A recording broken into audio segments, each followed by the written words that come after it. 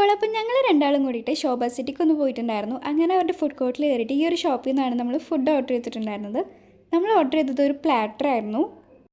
303 ആണ് ഈ ഒരു പ്ലാറ്ററിൻ്റെ പ്രൈസ്. അപ്പോൾ ഇതിൽ ഇൻക്ലൂഡ് ചെയ്തിട്ടുണ്ടായിരുന്നത് ഫ്രൈഡ് മൊമോസും അതുപോലെ തന്നെ നൂഡിൽസും റൈസും അതുപോലെ ഗോബി മഞ്ചൂരിയൻ്റെ ഒരു ഗ്രേവിയും ഗാർലിക് സോസും ആയിരുന്നു.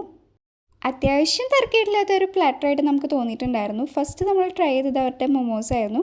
അത് ഗാർലിക് ടിപ്പിൽ അതുപോലെ തന്നെ നമ്മൾ ഗ്രേവിയിലൊക്കെ ഡിപ്പ് ചെയ്ത് കഴിച്ചു നോക്കി. ഇത് അടിപൊളിയായിരുന്നു. ഞങ്ങൾക്ക് രണ്ടാൾക്കും നല്ല ഇഷ്ടമായിട്ടുണ്ടായിരുന്നു.